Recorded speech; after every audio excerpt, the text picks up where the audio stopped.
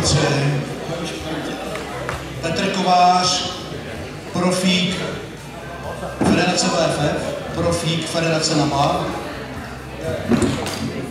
Minulou sezónu 2022 si zvítězil v profesionální divizi na Mistr Universe NAMA v Anglii. Předtím si zvítězil na profesionální divizi na mistrovství Evropy Federace NAMA. Předtím si startoval VFF, NAMA a tak dále. Moje první otázka, jak dlouho trénuješ a jak dlouho ti trvalo, než jsi dostal do profi divize? Dobrý den, dámy a pánové. Trénuji, jestli, já mi to nemohu říkat, poznáte, kolik mi je. Možná 25 let. Do profi divize jsem se dostal v roce 2016 v Itálii, který se koná za 14 dní. Jedeme se podívat, tam závodí moje žena.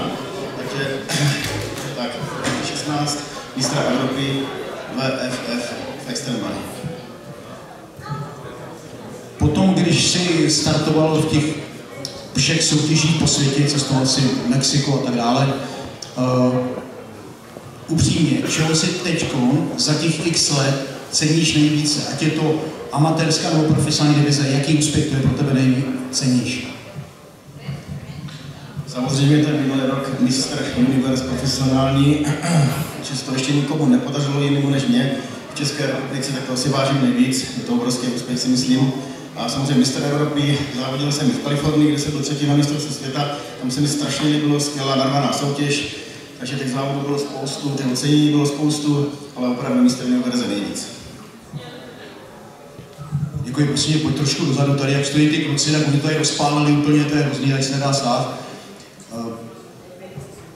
Když se podívám na profesionální divizi, nejdřív člověk musí uspět v amatérské divizi, potom jde do profi.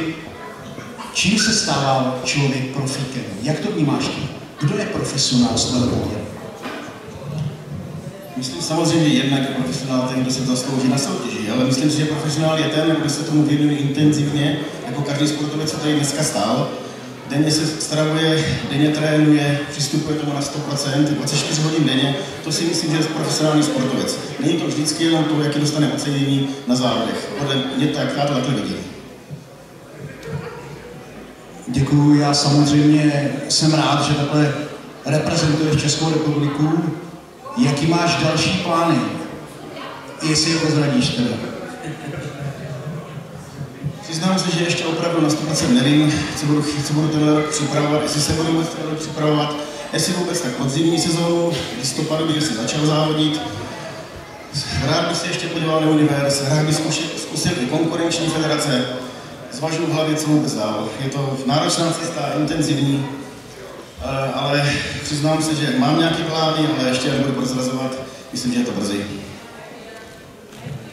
Děkuji, dámy a pánové, Petr Kovář, profík VFF NAMA. Ještě jednou děkuji a gratuluji.